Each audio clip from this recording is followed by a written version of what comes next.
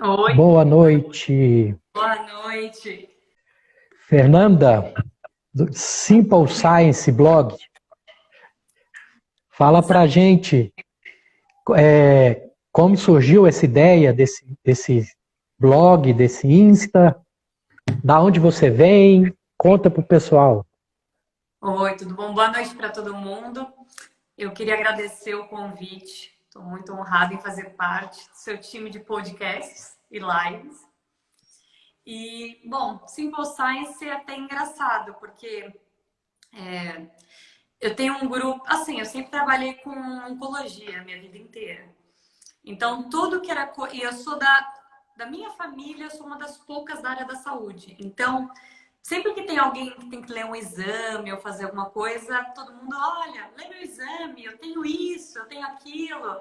Então, eu já virei não sou médica, mas eu virei para eles a médica da família, a biomédica, a bióloga, tudo.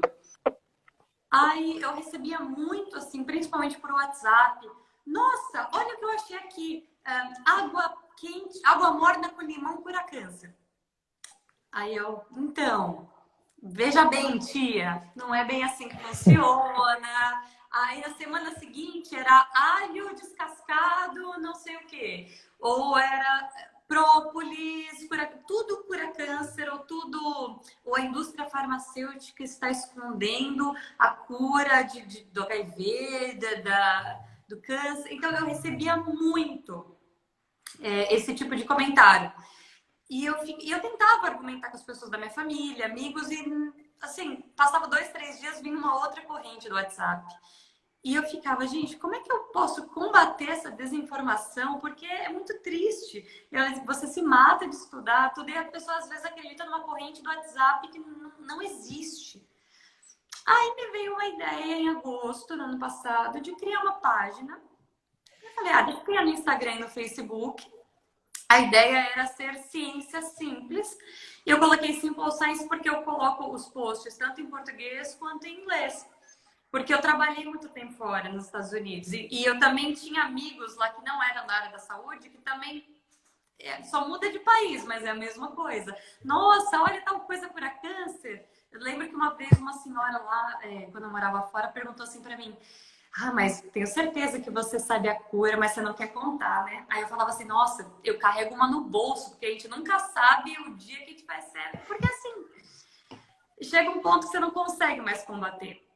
Aí eu criei a página e falei assim, deixa eu descomplicar a ciência. Será que se falar de uma maneira um pouco mais mastigada, mais tranquila, numa linguagem mais para leigo, será que a aceitação é melhor? E foi, eu achei bacana. E principalmente aquela minha tia que me mandava mensagem todos os dias, hoje ela é a primeira que curte as publicações. Então eu me sinto realizada. Pronto, tá resolvido um problema, né, Fernanda? Pelo menos Aí isso, né? você, assim, o pessoal deve ter visto o seu currículo, tudo, viu que você já trabalhou em vários lugares fora, já trabalhou em vários lugares aqui no Brasil. Então você já teve o panorama geral da ciência, você já teve nos vários lados da moeda.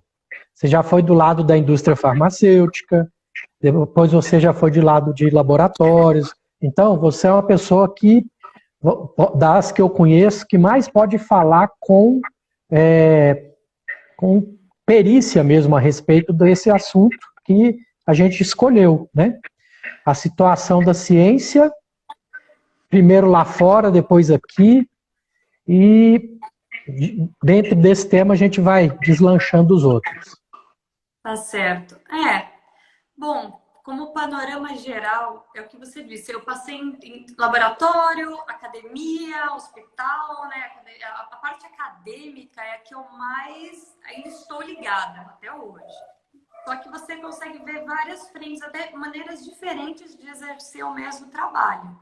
Então, eu fiz parte do meu doutorado aqui e metade do meu doutorado fora. Eu fiz a parte do meu doutorado em Barcelona, na Espanha. A cultura europeia é diferente. Então, eles têm um respeito muito maior. é, Você dá um valor ao trabalho um pouco diferente. Mas, assim, eu ainda não vi ninguém trabalhar tão bem, no sentido de ser tão esforçado quanto o brasileiro, os que estão fora. Então, enquanto eu estive na Espanha foi assim, enquanto eu estive nos Estados Unidos foi dessa maneira. A única grande diferença entre Europa e, por exemplo, os Estados Unidos é que o dinheiro se concentra muito aqui. Estados Unidos, eles têm dinheiro assim, literalmente para jogar fora. Por quê? A indústria farmacêutica investe muito nos centros de pesquisa.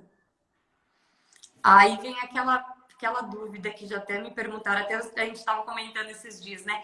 Até que ponto é a influência da indústria farmacêutica na pesquisa? Eu vou te contar pela experiência que eu tive. Eu trabalhava num hospital chamado Moffitt Cancer Center, em Tampa, na Flórida. Então, várias indústrias farmacêuticas, elas pagavam para você testar in vitro, então eram somente em células, uma gama imensa de produtos. No meu caso, eram quimioterapêuticos. Então, quimioterápicos para tudo quanto é tipo de câncer de pele. Eu trabalhei bastante com melanoma uveal nos olhos, trabalhei com leucemias, cânceres renais, glioblastomas. Então, eles investem para você testar. Só que assim, eles não te influenciam a ponto de, olha, vamos forçar uma continuação. Na verdade, eles querem cortar a verba, eles querem só te dar verba para aquelas moléculas que são potenciais e que realmente um dia vão se tornar um fármaco. Então, de, sei lá, 100 moléculas, 100 compostos que nós analisávamos, 2, 3 iam para ensaios em vivo, que eram ensaios realizados em camundongos, ratos de laboratório e etc. Dessas moléculas, apenas uma, ou às vezes, muitas vezes, nenhuma, passava para o ensaio clínico, que são ensaios realizados já nos pacientes. Então, mesmo com a indústria farmacêutica fornecendo uma gama de moléculas, fornecendo um grande aporte financeiro, isso não quer dizer que não está ligado que nós vamos dar o medicamento X, não importa qual seja o resultado para o paciente. Até então, porque onde eu trabalhava era um grande centro. Era um prédio inteiro que era o hospital para tratamento de câncer e um prédio inteiro que era parte de pesquisa. E isso era fantástico. Entendi. Então, assim, o cientista brasileiro, mesmo com toda essa dificuldade que temos aqui na educação, etc., ele é muito bem visto lá fora e é mais valorizado do que aqui dentro. Com certeza. Assim, eu não vou falar que é fácil você ir para fora. Mas a partir do momento que você se consolida, que você entra em uma universidade, um hospital, algum ponto de pesquisa, até mesmo na indústria farmacêutica lá fora, você é muito bem visto, porque o brasileiro, o que acontece, fazendo um pequeno comparativo aqui, na época que eu fazia iniciação científica, meu doutorado, meu pós-doutorado aqui mesmo no Brasil, nós temos muita dificuldade financeira. Por mais que você tente algumas agências de fomento, como a FAPESP, CNPq, CAPES, o valor da bolsa nem sempre é um valor que te ajuda. Até para pós-doc, tudo bem, mas assim, bolsa de mestrado, bolsa de iniciação científica, por exemplo, é R$ 400. O que você faz? E você é exclusivo daquela função, você não pode ter emprego. Você faz o que com esse dinheiro? Não faz. E para você comprar um material de laboratório, eles também te fornecem aqui taxa de bancada, que geralmente é 10% do valor da bolsa que eles te dão. Legal, só que um anticorpo aqui lá fora custa $200, $300, aqui você paga um anticorpo 3, 4 mil reais. É um valor muito absurdo. Não é nem só convertendo dólar. Muda, porque você paga a taxa de importação, você paga uma série de impostos que lá não tem. E um outro agravante, você comprando qualquer tipo de mercadoria, qualquer tipo de produto aqui, você recebe em 3, 4, 5 meses. Lá você pede na segunda-feira, antes da sexta você já recebeu o material. Então, o que acontece? eu me sentia em noite de Natal, porque todo dia chegava material para trabalhar. Então você tem um ânimo para trabalhar muito grande. Então, o brasileiro, eu falo que ele é muito bem visto, porque você chega, você tem uma facilidade de trabalhar diversos materiais, você pode colocar a sua mente para funcionar, todos aqueles experimentos, aquelas hipóteses científicas que você tem, você pode testar. Então, nós somos vistos como formiguinhas, a gente trabalha, trabalha, trabalha, porque assim, todo dia parece noite de Natal. Entendi. Então, você acha que para o Brasil melhorar na parte da pesquisa está faltando financiamento, então? Primeiro, dado tudo que aconteceu com a história do Covid, falta credibilidade. Então, os brasileiros têm que acreditar na ciência. Primeiro ponto. Porque se a gente parte do princípio que eles acreditam na ciência, dão apoio ao cientista, a função de cientista já vira uma profissão. Porque aqui no Brasil nós não somos, não é taxado como profissional, é um eterno bolsista. Acabou sua bolsa, você é mandado embora. A faculdade, os locais geralmente não absorvem o profissional. Não tem vaga para cientista, a não ser em poucos locais, como a Fiocruz, o INCA. São poucos institutos no Brasil que absorvem, mas absorve também uma taxa de quantos? Pensando que quantos mil doutores se formam a cada ano. Então, precisamos acreditar na ciência, precisamos ter investimento e até flexibilizar algumas leis, tudo para diminuir o valor de importação de produtos, né? E talvez deixar isso mais maleável, para que a gente consiga fazer pesquisa aqui, na verdade. Excelente. Fernanda, não sei se você viu algum tempo atrás essa reportagem, até no WhatsApp, fica repetitiva mesmo, falando a respeito... Minha tia mandou. Pronto. Com certeza. Falando a respeito de um grande diretor de uma revista grande que saiu da revista e jogou merda no ventilador, falando que 50% das pesquisas que está ali são mentira. Pode ocorrer isso? Olha, eu não me recordo qual revista científica que era essa. Mas, assim, o que você precisa saber? Tanto quanto para quem vai ler uma pesquisa, quanto para quem vai publicar naquela revista. Você tem que ver, a gente chama o fator de impacto, por exemplo. Nos últimos anos, qual foi a taxa de publicação daquela revista? Será que aquela revista aceita qualquer tipo de trabalho? Hoje, tem muitas revistas que elas aceitam o seu trabalho, mesmo sem ver, só que você paga uma taxa para publicar. Aí eles chamam de taxa de acesso aberto. Então, olha, para o seu artigo científico ser lido, você precisa pagar, sei lá, $2.000 para que você tenha acesso aberto e qualquer pessoa no mundo leia. Mas, na verdade, você paga para publicar. Então, tem poucas revistas que fazem isso. São revistas que elas te guiam, então eu recebo no meu e-mail diariamente, olha, publique nessa revista, estou te convidando para publicar, mas são revistas que estão tentando te pegar. Então, existem sim, você sempre tem, se você vai ler um trabalho científico, tenta procurar quantos anos aquela revista científica existe, se ela tem um determinado fator de impacto, qual que é o índice, todos os índices que envolvem, porque existem sim revistas predatórias, que a gente chama, que fazem esse tipo de acesso. Só que a maioria das revistas científicas boas, por exemplo, uma Science, uma Nature, jamais fariam alguma coisa nesse tipo. Ou, por exemplo, algum estudo, eu vi até uma reportagem hoje, eu preciso ler mais a fundo. Teve um primeiro estudo que saiu sobre a hidroxicloroquina. Isso, eu ia te perguntar. E eles tiveram que retratar. Exatamente. Então, revistas em que você pode acreditar, o que acontece? Você publicou seu artigo científico. Qualquer pessoa do mundo pode... A ideia é que você publique de uma maneira que qualquer pessoa possa reproduzi-lo. Ele tem que ter reprodutibilidade. Tendo reprodutibilidade, se as pessoas começam em diferentes partes do mundo, ainda mais agora da história da Covid, todo mundo quer trabalhar com isso. Então, imagina quantas pessoas não estão testando cloroquina, hidroxicloroquina, diversas associações, milhares no mundo. Então, é muito fácil você ver que alguma coisa não está batendo. Então, eles tiveram que se retratar, porque foram vários pesquisadores de vários centros em diversas partes do mundo que não chegaram ao mesmo resultado. Então, ou Verdade. você retrata, ou a revista científica remove seu artigo de qualquer maneira. Então, o melhor é você se retratar e explicar que, olha, se foi o que aconteceu, né? Olha, nós chegamos a essas conclusões. Porque, às vezes, o pesquisador nem tem, eu vou falar tanta culpa, eu vou falar...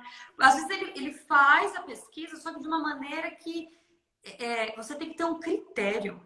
Tem que ter uma metodologia que as pessoas possam replicar. Se você não tem muito critério, que nem eles pegaram pacientes que um paciente estava se recuperando, o outro estava no estágio intermediário, o outro não tinha nem sinal e sintoma. Como é que você coloca todo mundo no mesmo balaio? Não dá. Verdade. Não.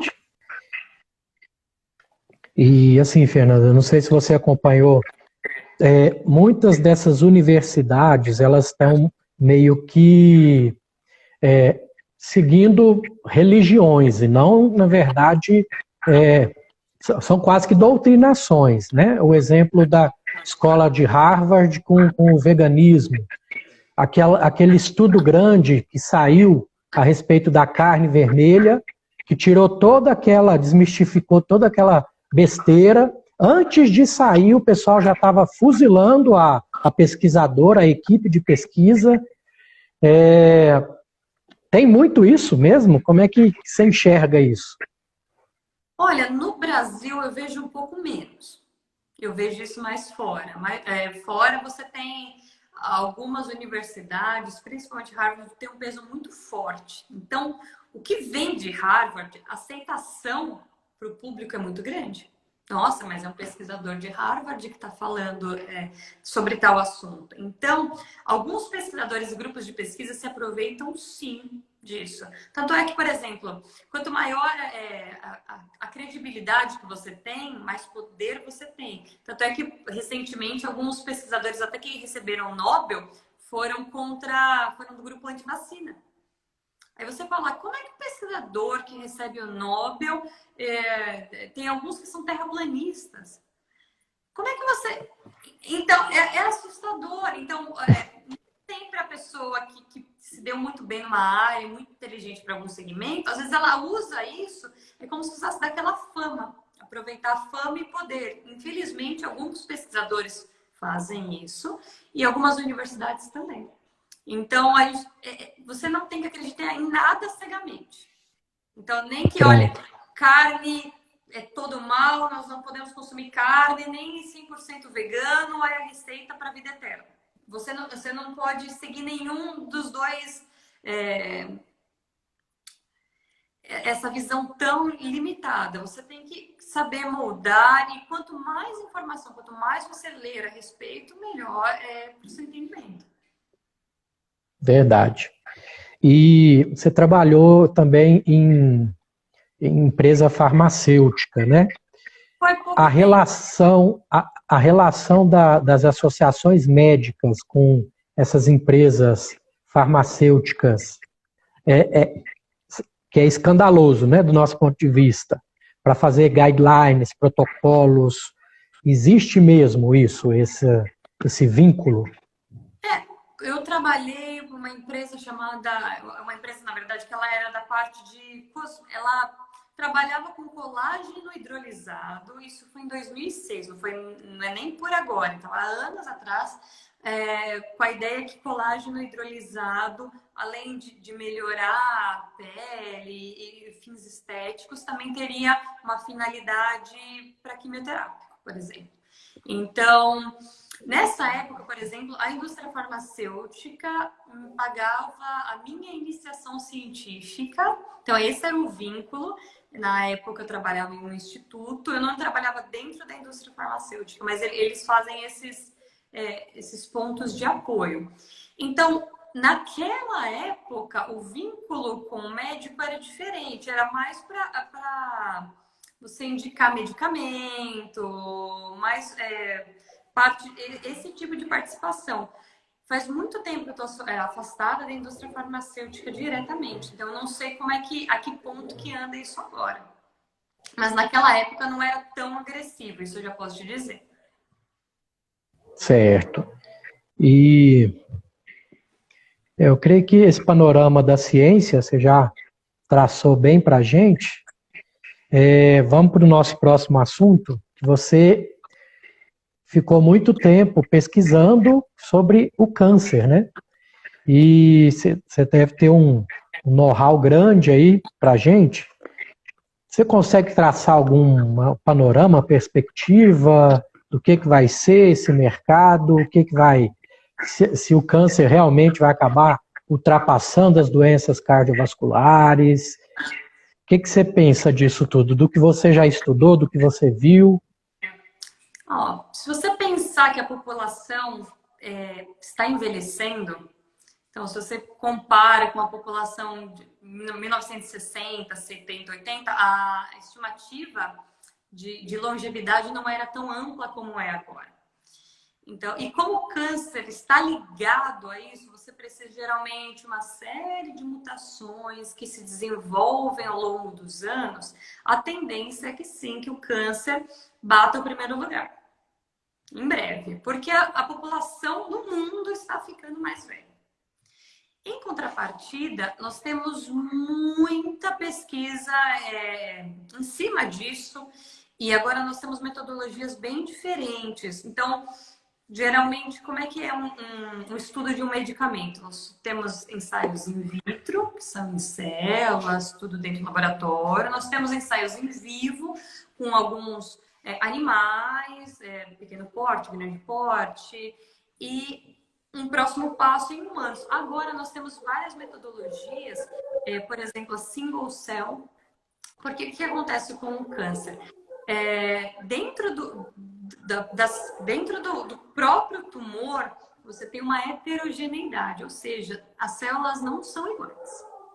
Então, agora tem muito estudo sobre essa diversidade e como focar em alvos terapêuticos diferentes, mesmo com um único tipo de câncer.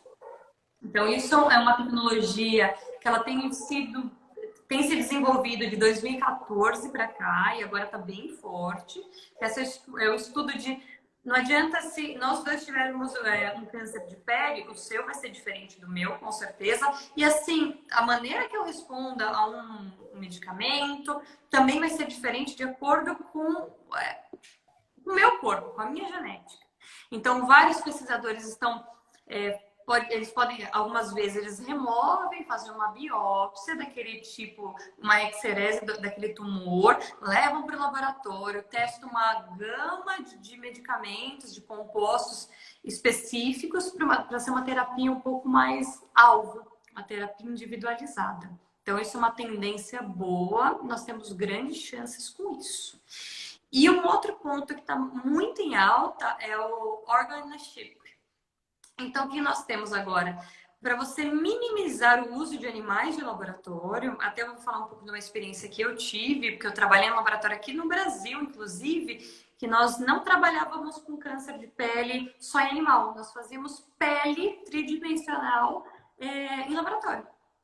E aí você testava, você colocava o tipo de câncer que você queria testar, você via a invasão, como aquela medicação, determinado composto agia, matando aquela, sem você utilizar, para você minimizar o uso de animais no laboratório. Então, eu tive essa experiência aqui no Brasil, na Faculdade de Ciências Farmacêuticas da USP, e uma tendência mundial agora, você tem pequenos chips em que você coloca... Você estuda células renais, células do cólon, células da glia, neurônios, tudo. Você consegue ver a ação de determinados medicamentos sem você utilizar animais. Por enquanto, isso tudo está em teste. Muito precisa ser aperfeiçoado, mas assim, nós temos uma gama de estudos diferentes, metabolômica, proteômica, ou seja, nós estamos analisando como a interação entre as nossas proteínas pode nos favorecer a determinado câncer ou não. Então, para pesquisa, nós temos muito, mas infelizmente o câncer também tá assim, pau a pau. Então, muito tem se evoluído com pesquisa, mas o câncer não vai deixar de aparecer da noite para o dia, infelizmente. Verdade. Aí, Fernanda, entra uma questão que, para a indústria farmacêutica, é mais interessante pesquisar drogas, né, que vai dar um lucro muito maior para elas, do que realmente pesquisar prevenção, vamos falar assim. Então, se quem está esperando algo milagroso para prevenir e não mudar hábitos de vida, não mudar as coisas, vai tirar o cavalinho da chuva, né? Não, você falou tudo. Exatamente. O foco da indústria farmacêutica são novos medicamentos, pouquíssimo. Por exemplo, no hospital mesmo que eu trabalhava, uma vez por ano nós fazíamos campanha para prevenção de câncer de pele, distribuindo protetor solar, protetor labial com proteção contra o sol, óculos, etc. Mas as campanhas é o governo que faz. Então, se o governo não tem essa mentalidade, isso era nos Estados Unidos, se o governo não tem a mentalidade de te ajudar a prevenir, ou você mesmo não tem a mentalidade que se você não mudar os seus hábitos de vida, seu estilo de vida, você está fadado a certas doenças, na indústria farmacêutica só te vende o remédio. Infelizmente. Exato. Então, pessoal, vocês acima de 45 anos, mesmo sem sintomatologia, não inventaram nada melhor do que a colonoscopia para prevenção do câncer de cólon. Não fique esperando um exame mágico, alguma coisa, não, que não vai chegar tão cedo. Então, bora falar para todo mundo a importância da colonoscopia, né? Não, muita gente. Primeiro, eu achei engraçado, eu estava lendo seu livro essa semana. Muito obrigada pelo presente. E realmente aquele capítulo que não é um assunto só de homem, tem muito tabu quanto a isso. O pessoal acha que, porque tem aquele estigma. Primeiro, como você estava até falando na sua live com o Henrique, sobre achar que confundem exame de próstata, toque com... Eu estava vendo. Então, primeiro que acham que só quem tem que checar é homem e é para próstata. Ninguém esquece que existe o câncer de cólon, câncer de reto. Exato. Alguns hábitos alimentares influenciam, sim. Pronto. Isso existe. Então, as pessoas têm que abrir a cabeça.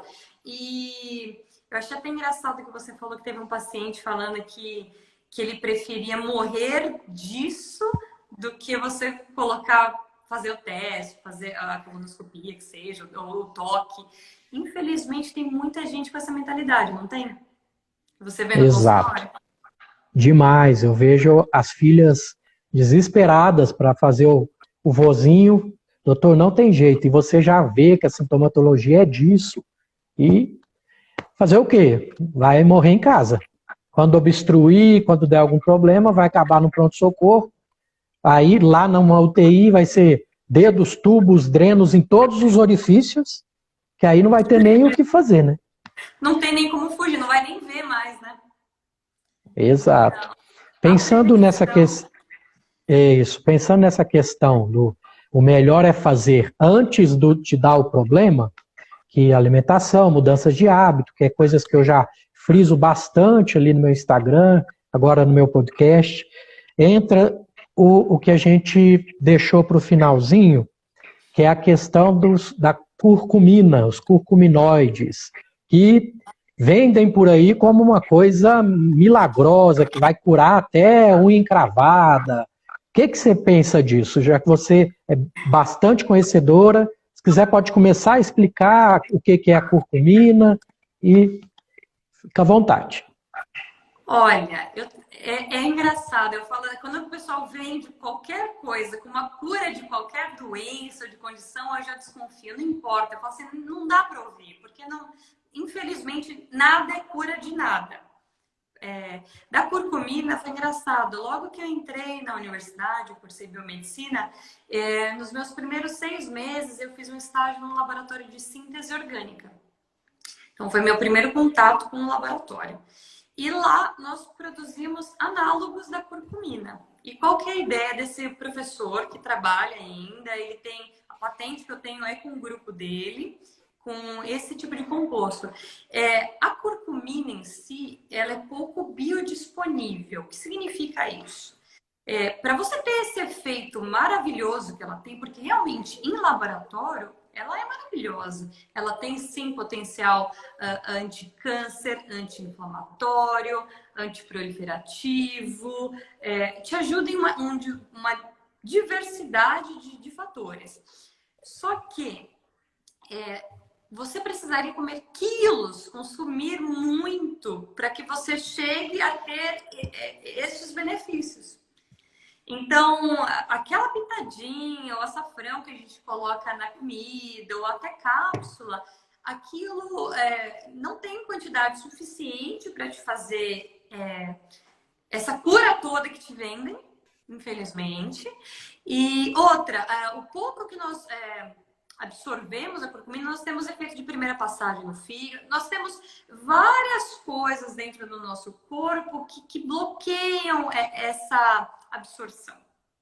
Porque a curcumina em si, ela não é solúvel em água em si.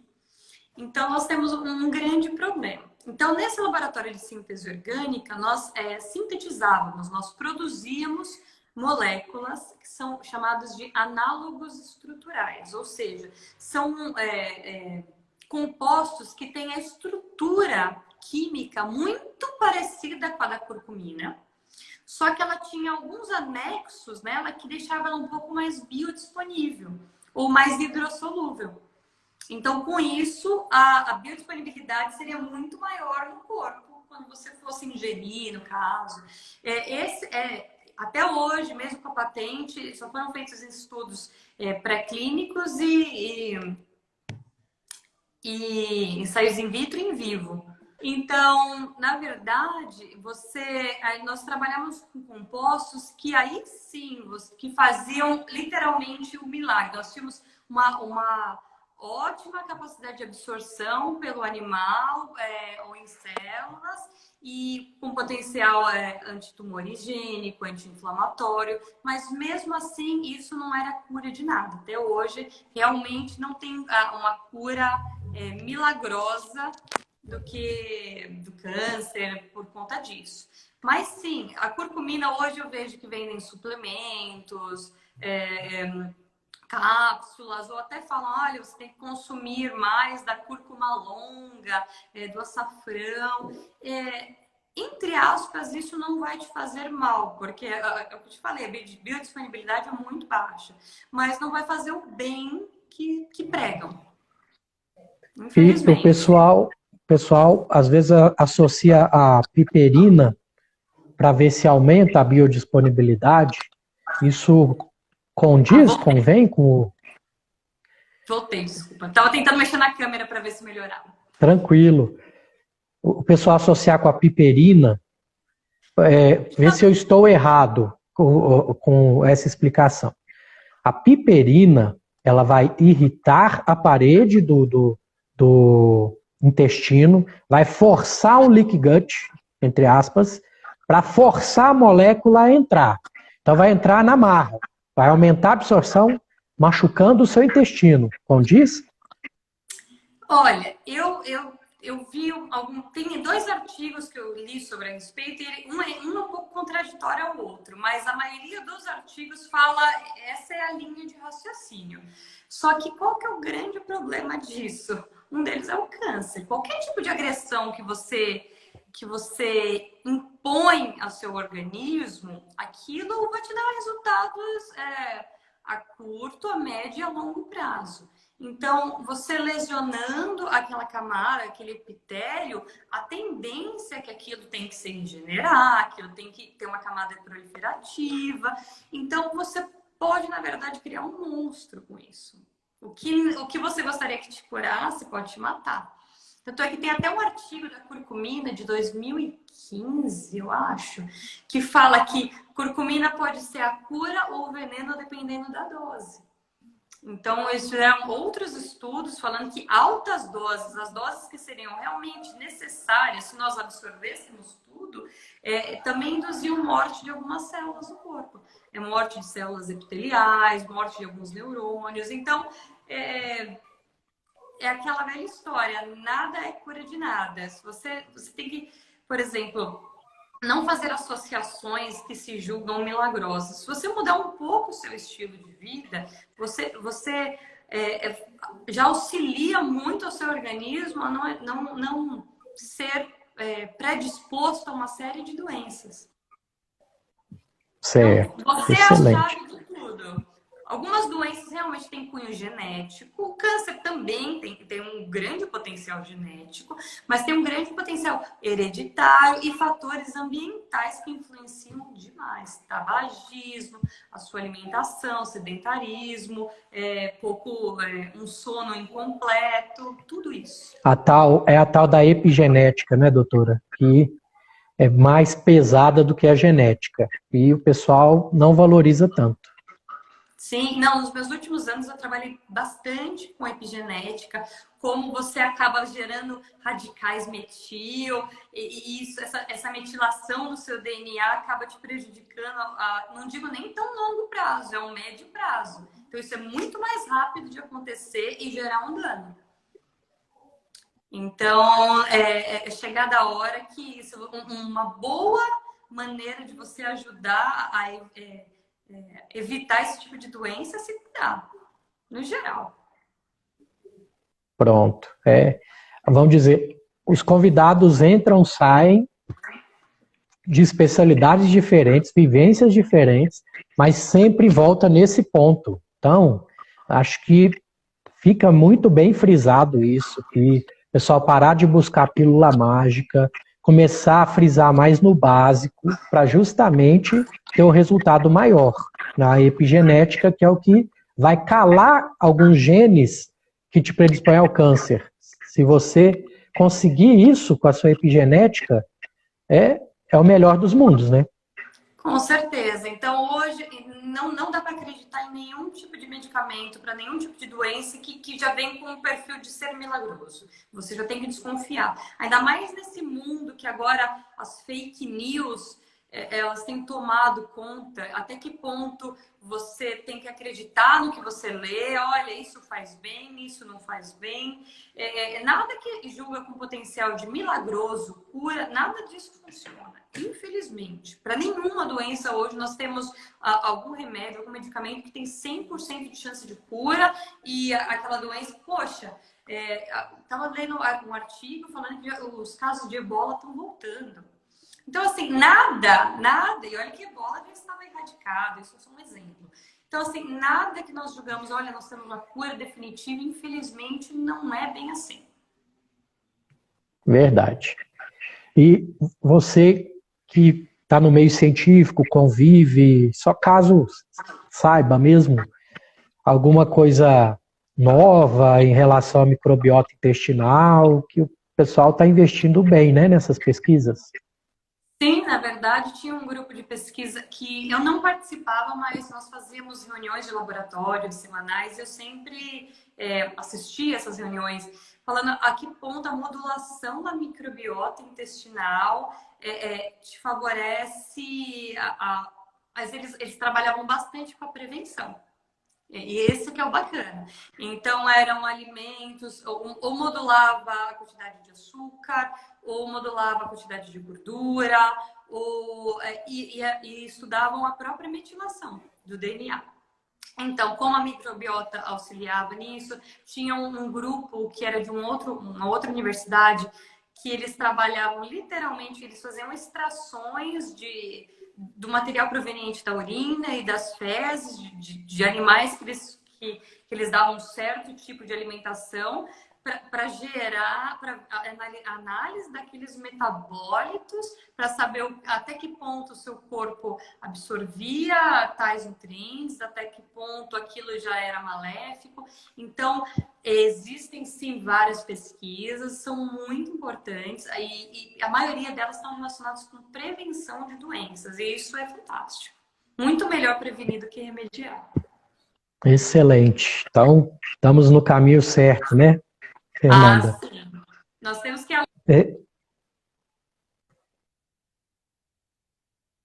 É, trabalho de formiguinha. A gente tem que oi, tentar e mostrar, olha, não é bem assim, porque se você mudar a cabeça de poucos, já é alguma coisa. verdade. Vamos fazer o trabalho de formiguinha e chamar o pessoal para o lado do bem, né? Vou falar assim. Eu sempre peço para o convidado, Fernanda, dar algumas dicasinhas de leitura. Não precisa ser da sua área específica. Leituras que mudaram sua vida. Nossa. Olha, no geral, as grandes leituras que eu gosto mesmo são fundamentos. Eu era muito fã de livros. Assim, na nossa área nós lemos muitos artigos científicos, mas os livros que dão o embasamento teórico são fantásticos. Então, por exemplo, o pessoal que se questiona, ai, como funciona, ai, vírus é bactéria, porque tem isso. Um belo livro de biologia celular, simples, um Albert, maravilhoso para você entender. Se você for pensar em leitura um pouco mais aprofundada, artigo científico, tá na dúvida se a pesquisa sobre determinado assunto, por exemplo, esse suplemento XYZ me promete mundos e fundos. Tem revistas científicas, até brasileiras, boas, que mostram que você consegue desmistificar aquele determinado assunto e ler um pouquinho mais a respeito para se informar se aquilo realmente, poxa, o alho é importante. O alho tem funções maravilhosas no corpo, realmente tem um potencial anti-inflamatório muito bom, mas alho é cura de alguma coisa? Não é. Então, eu dou muito mais embasamento científico. Então, a grande parte das minhas leituras são leituras voltadas para artigo científico. Agora, então, com esse surto, essa pandemia do coronavírus, da Covid, eu tenho lido bastante a respeito. Então, todos os artigos, lembra, não lê nada cego e fala, nossa, isso é a verdade absoluta. Lembre, nós estamos caminhando. Um artigo hoje publicado pode ser amanhã retratado. Então, leia e exerça um papel de, poxa, até que ponto isso é verdade? Será que isso é tão milagroso mesmo? Então, é mais para você se fortalecer e instigar o pesquisador dentro de você. Excelente. Fernanda, para a gente finalizar, fala aí como que o pessoal te acha, os seus projetos, pode usar o canal. Ah, muito obrigada. Então, no momento eu ainda estou ensaiando a criação de um canal no YouTube, nesse mesmo ponto de desmistificar a ciência, fazer uma coisa de maneira mostrar que a ciência está no nosso dia a dia. O pessoal acha que ciência é coisa de laboratório, de cientista louco, com o cabelo para cima. Não, ciência está em tudo que a gente faz, na cozinha. O ato de você cozinhar um alimento é ciência pura. Então, eu estou com esses planos futuros, mas por enquanto eu tenho o Instagram, que é o @simplescienceblog, Simple Science de ciência simples, e no Facebook com o mesmo nome. E até eu ia pedir permissão, que a gente está rolando um sorteio lá na página, se o pessoal quiser se inscrever, participar, porque agora nós estamos ajudando uma ONG chamada Iris Cão Guia, que é para adestramento. Eles criam os filhotinhos de labrador, adestram, tudo isso gratuitamente, e eles fornecem, depois de um longo período de treinamento, para os deficientes visuais. Nós temos mais de 6 mil esperando na fila. Então, nós estamos ajudando, fazendo esse sorteio para ajudar essa ONG, se o pessoal quiser participar. E eu queria, assim, agradecer e pedir para o pessoal curtir, comentar, ir atrás. Se tiver qualquer dúvida sobre ciência, algum tema interessante, pode me procurar, manda mensagem, que desmistificar a ciência, descomplicar, aqui eu adoro. Excelente, Fernanda. Foi muito bom. Obrigada. Se tiver outros temas no futuro, a gente senta para conversar de novo. O dia que você quiser que eu fale para a sua audiência, estamos aqui, parceria, Acho viu? fantástico. Muito obrigada, viu? Então, fica com Deus, gratidão Você também, E carpe gratidão. Muito diem. obrigada. Até mais, Carpe Diem.